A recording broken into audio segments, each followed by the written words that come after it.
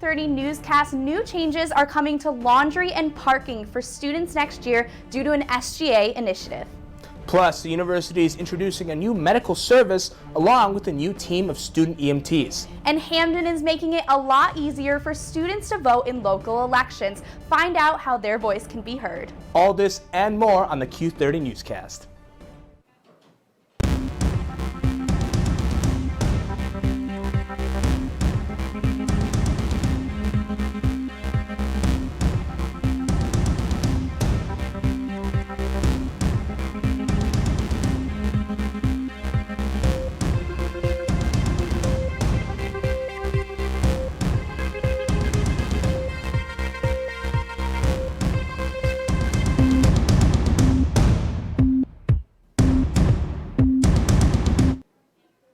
Welcome to the Q30 Newscast. I'm Skylar Haynes. And I'm Luca Trion. We have got quite the show ahead and lots to cover tonight, Luca. Absolutely. So let's get right into some important news from across campus.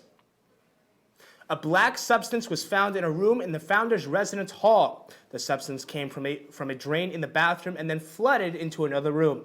The unknown substance rose out from the drain due to a recent rain. The girls who live there say facilities has fixed the issue and is replacing the carpet. The university said in a statement to Q30 News, quote, facility staff repaired a bathroom floor drain that backed up in Founders Hall late Tuesday night.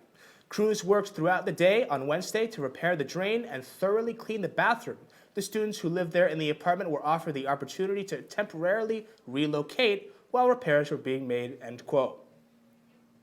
The Student Government Association has been hard at work on two initiatives that have recently been announced to the student body. SGA beat reporter Matthew Bruin has the story on how their efforts are bringing changes to campus. Last Friday, Quinnipiac University announced major changes regarding parking and laundry, which will start next fall. In an email sent out on Friday, the university said that beginning in the fall of 2020, all students living on campus will be able to now do their laundry for free. I feel like this is a real benefit for the university, not only because a lot of our peer institutions are investing in this now, and it's something that the university can market to our prospective students, but I think it's a lot less discouraging to say, hey, I pay so-and-so amount to go here every single year, but I have free laundry. I have, all these benefits that the school is now providing us to live on campus. As of now, laundry costs $1.50 to use each machine, totaling $3 to complete just one load. I think it's great that they're doing free laundry next year. I know I hate having to spend my money on it or my parents' money, so it's going to make it a lot easier, and no one's going to have any excuse to not do laundry anymore, so it's going to be great. The university also announced that all juniors and seniors who live in the university housing will enjoy premium parking on both the York Hill and Mount Carmel campuses. With parking being a huge complaint from students over the past few years, there are certainly mixed emotions regarding these changes. As a junior living on campus next year, I'm really happy that they made it to where if we live on York Hill, we can park anywhere on campus. I think it's going to make it a lot easier for us to get to classes and just show up on time to our classes instead of having to look for a parking spot for a significant amount of time. Sometimes I'm spending 10 minutes finding a parking spot. I've been late to a lot of classes, even leaving my house 10-15 minutes before. I just think maybe York residents parking there isn't the best solution when it's already congested as is. With all these changes coming to Quinnipiac, the Student Government Association made it clear that they're here to help the students as much as they can. Reporting from Quinnipiac University, I'm Matthew Bruin, Q30 News. Quinnipiac University President Judy Olian announced in an email to the Quinnipiac community on Monday the new Vice President of Marketing and Communications. Daryl Richard comes from United Healthcare, where he serves as Vice President of Corporate Communications. Richard will officially begin his role on November 12th. He replaces Lynn Bushnell, who was Vice President for Public Affairs for 25 years. Richard will oversee the offices of Integrated Marketing Communications, Public Affairs, and the Quinnipiac Poll. Student Affairs is also adding a new member to its staff. Jill Bassett has been appointed Assistant Dean of Student Affairs. She comes to Quinnipiac with experience in the department, having been Assistant Dean of Student Affairs at Franklin Pierce University.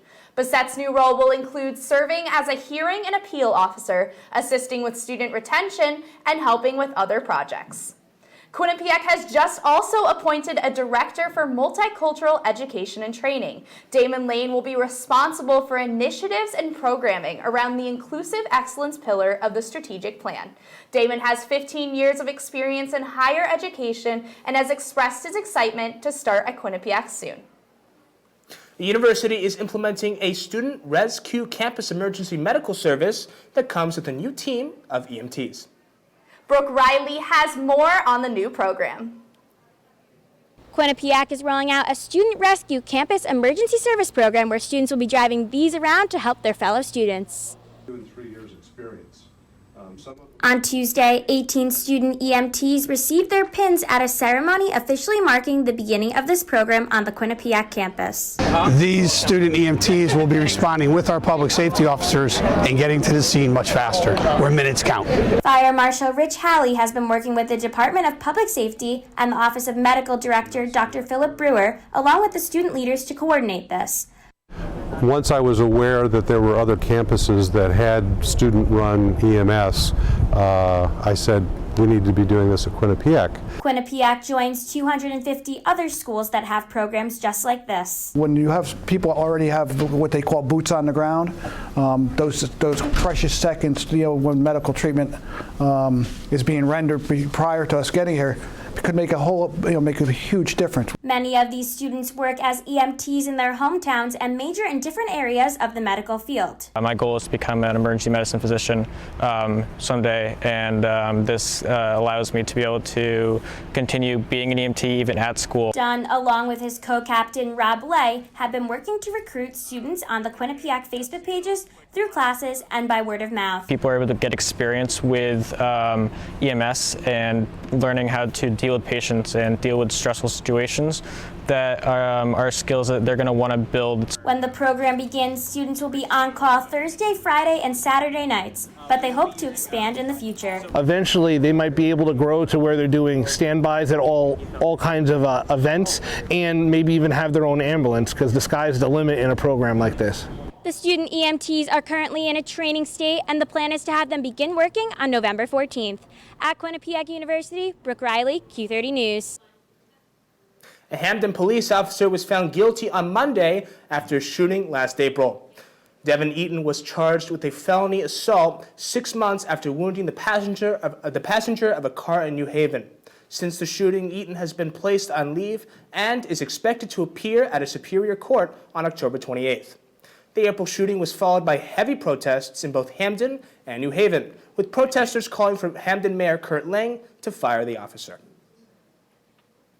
Last night, the Town of Hamden Planning and Zoning Commission held a meeting where Quinnipiac Vice President and Chief of Staff Bethany Zemba discussed the benefits of changing the president's property from residential to university use. I think it went well. I think that it is a long time coming for some people in town, where they have been looking for opportunity to have meaningful conversations with the university. And so I feel like my presence here was really welcomed, and we had a productive conversation. Hamden residents were happier with what the university presented this week compared to last week when the Hamden Planning and Zoning Commission voted against the change of the property. Socratic dialogue did not die centuries ago with a famous philosopher, but instead is being brought to life here at Quinnipiac. Quinnipiac's Department of Philosophy and Political Science is sponsoring a monthly series called Socrates Cafe. Tonight was their second event where facilitators helped lead a discussion around the question, is America over slavery? On the topic of slavery, as it is the 400th anniversary of the birth of the slave trade, the Teach-In 1619, America's Past and Present, Echoes and Origins, took place throughout the day yesterday. The event featured 3 panels where university professors spoke on racism, slavery, and other issues affecting the country. Students from the College of Arts and Sciences then presented posters and spoke in front of an audience as they fostered conversation among those participating. When we return, we learn more about the stories around Quinnipiac, plus a late congressman's request of being laid in repose. Before we go to break, though, Eric Kerr is here with a look at the weather. How's it looking, Eric? Skylar, Luca, The weather out here is kind of cold right now, however, as a total, today and Wednesday, it's been pretty sunny outside, good for the most part. Temperatures in the 60s, as well as sun with clouds in the 60s as well. For Friday, stay tuned for more.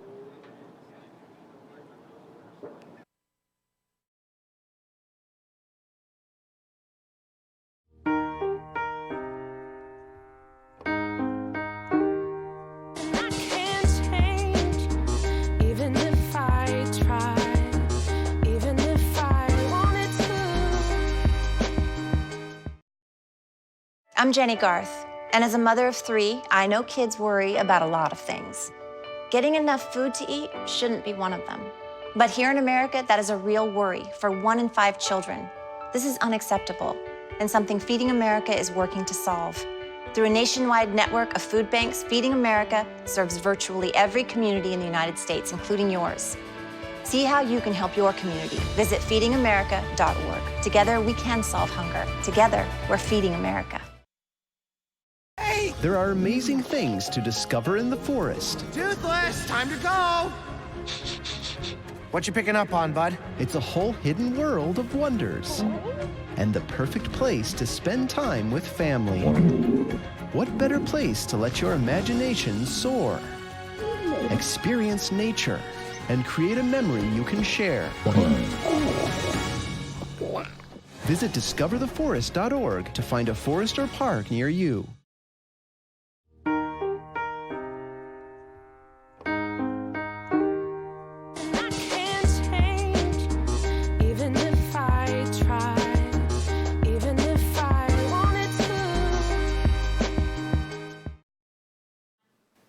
Many students walked at the annual Making Strides Against Breast Cancer walk on Saturday. The purpose was to support the organization in fighting this deadly disease. However, one Quinnipiac student has a personal connection.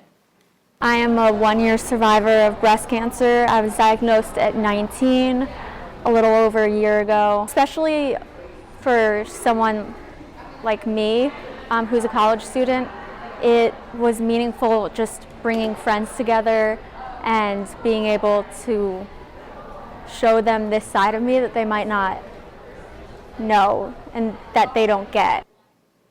The Greater New Haven community has raised over $80,000 so far to help patients like Avery. These funds raised by Quinnipiac walkers and other participants will go towards breast cancer research and other patient resources, such as transportation to chemo treatments and a live 24/7 cancer helpline. Alumni Weekend brought old memories and the chance to create new ones to past students over the weekend. To many returning Bobcats, catching a hockey game was a must. The university allowed alumni to reserve parking spots and hold a tailgate to reconnect before returning to the rink. Other events included campus tours, a picnic, and many reunions. The town of Hamden is seeking to make it easier for students to vote as municipal elections approach. Olivia Schuler has all the details. The Hamden municipal election is November 5th. Anthony Esposito works at the Hamden Department of Registrars and Elections. He says students often forget about voting. It is the most important right we have as a citizen to vote for the people who govern us. If you have never voted in the state of Connecticut, you need to register in person or online. In person, students can vote at the Hamden's Voter Registrar Office, the town's clerk office, or the DMV. Persons may also go and do this electronically.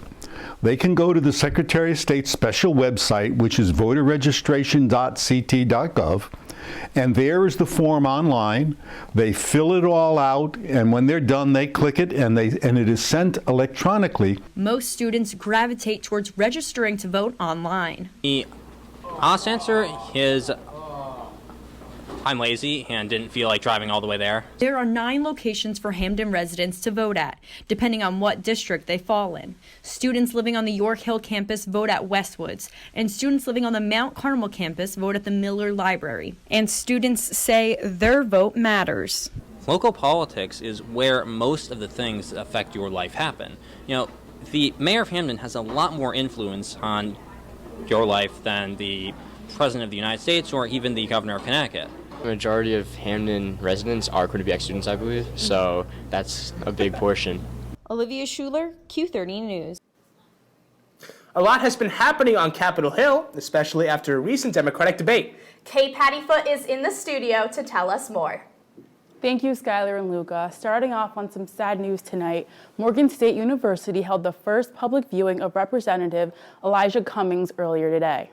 Morgan State University is a historically black university located in Cummings Congressional District of Baltimore. He received an honorary degree in 2006 and served on their Board of Regents. Students and the public had the chance to view his body at the Murphy Fine Arts Center on campus from 10 a.m. until 5 p.m. this evening. A tribute service followed the viewing where the university choir performed songs picked out by his wife, Maya Rockymore. This was the request of the late congressman. His body will lay in state at the National Statuary Hall at Capitol Hill on Thursday. The Democratic representative died last Thursday and was 68 years old. Candidate for the 2020 election, Julian Castro, will leave the race if he cannot raise enough money by the end of this month. Castro tweeted, quote, "I'll be blunt. If I can't raise $800,000 by the end of the month, I'll be forced to leave the race," end quote. Castro has raised about $3 million, but in comparison to other candidates, that is significantly low. Bernie Sanders has raised more than $25 million. If Castro can't raise enough money, the Hispanic candidate will not be on stage in November for the debates. This is not the first time Castro has had to tell his supporters he will have to drop out of the race. In September, he said the same thing, but his campaign manager called it hyperbolic writing. Yesterday, President Trump compared his impeachment inquiry to the lynchings that were done in America. He tweeted, quote, "So someday if a Democratic becomes president and the Republicans win the House, even by a tiny margin, they can impeach the president without due process or fairness or any legal rights. All Republicans must remember what they are witnessing here, a lynching. But we will win," end quote. This tweet got the attention of many people, including Kamala Harris, who was one of the presidential candidates for 2020. Kamala tweeted back by saying, quote, "Lynching is a reprehensible stain on the nation's history, as is this president. We'll never erase the pain and trauma of lynching, and to invoke that torture to whitewash your own corruption is disgraceful," end quote. That's all I have for political news. Back to you guys at the desk. Thank you, Kay. Speaking of the impeachment inquiry, many students at Quinnipiac have something to say about it. That's right, Skylar. Hafsaba Rajan spoke to students across campus about what they thought on the issue. Trump's impeachment has been in the headlines for a while now. Nancy Pelosi had announced an impeachment inquiry late last month. The latest news says that Republican congressmen stormed the hearing room where a Pentagon official was testifying. Some Quinnipiac students believe that there isn't enough evidence to confirm whether or not Trump may have taken advantage of his executive power for political or personal gains. I think there is a good argument to look into that more. I think as far as evidence is concerned, we do not have enough evidence at this point to justify that as a legal standpoint, to remove him from any position, but I think it's certainly worth more investigation. Others believed Trump did use his powers for personal gains. I believe he has used his authority to advance his own political agenda and what his party wants. While many students were proud of the whistleblower's courage to step forward, not everyone shared the same view. I think the whistleblower has personal motivations behind whistleblowing, whether it be for personal gain or for the good of the citizens or the country or the office of the president, whether it be an alternative agenda or maybe somebody else's. It's all just kind of speculation until you have somebody who can vouch for the character of the whistleblower, you know the credentials of the whistleblower, and you know the source that the whistleblower's information came from. I'm Hafsaba Rajan for Q30 News. After the break, Eric Kerr is back to tell us what we can expect for the weather for the rest of the week. For national news, Kailee Terry has more on the tornado that blew through Dallas and more. Stay with us.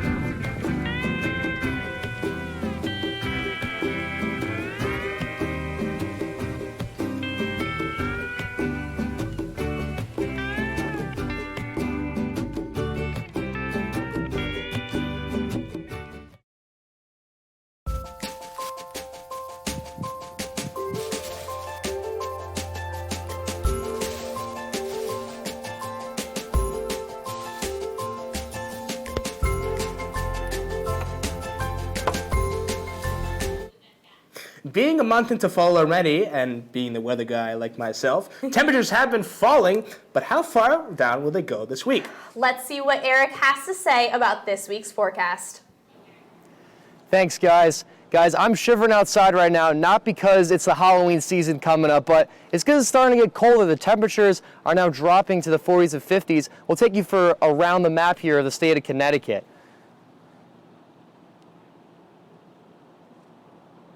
So here, as you can see, we have a bunch of different temperatures, 40s and 50s. We have 47 in Storrington. We have 52 in Norwich right now, excuse me. We have 55 in New London. We're going to take the 7-day forecast. I totally apologize, guys. So we have 66 today, sunny skies, I mentioned earlier. 65 will be the weather tomorrow, also same temperature as sunny. We have into the weekend, we have 59 degrees, partly cloudy into the weekend.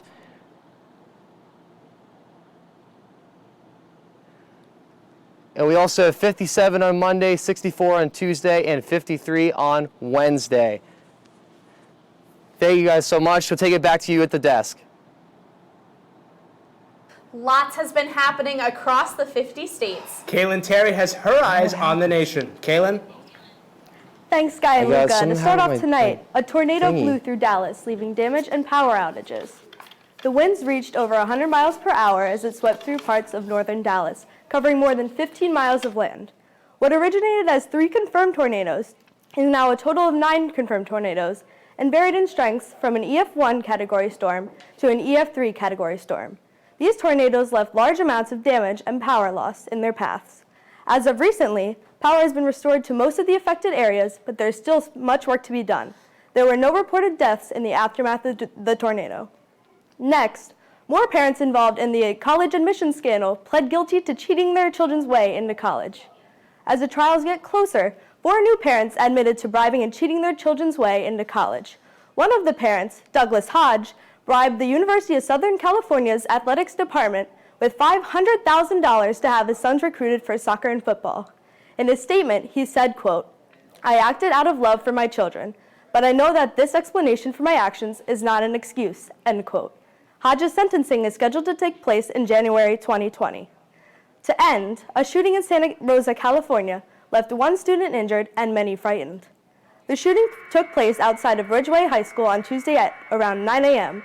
After a verbal altercation erupted, a 17-year-old student opened fire just outside campus, injuring another student.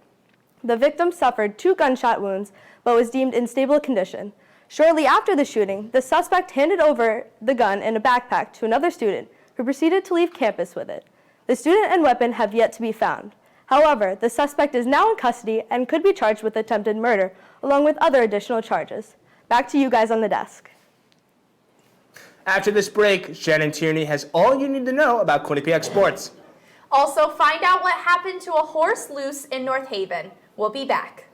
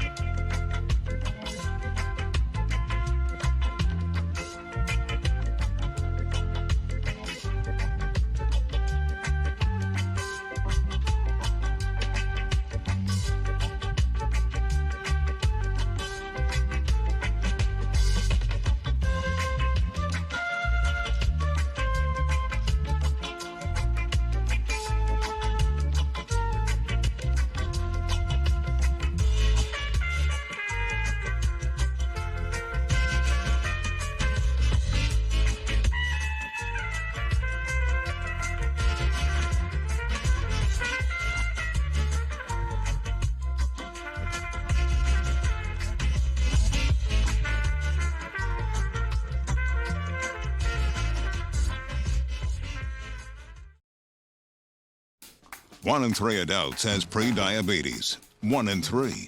That means it could be you, your favorite brother, your other brother, you, your football buddy, your football buddy. You, the boss's boss. If 1 in 3 adults has prediabetes, that means it could be you, your barber, your barber's barber. Nice work. Thanks. Hockey season is well underway, and Bobcats are excited as both women and men's basketball take high spots in the MAC preseason poll. Here with more on Quinnipiac Sports is Shannon Tierney. What's going on, Shannon? Thank you, Luca and Skylar. It was a big week for sports at Quinnipiac as fall and winter sports are in full swing. Let's start with fall, as the Quinnipiac men's soccer team took on Canisius this weekend. Here's the Bobcats off a corner from Brad Assen. Off the corner from Brad Assen, Griffin Scalia will head this one in. Later in the half, first you'll see them here celebrating, but then later in the half, Assen will have the pass to Simon Hillinger, who will then float this one up and over the goalie to put the Bobcats up even more. They would end the game 5-0 over Canisius.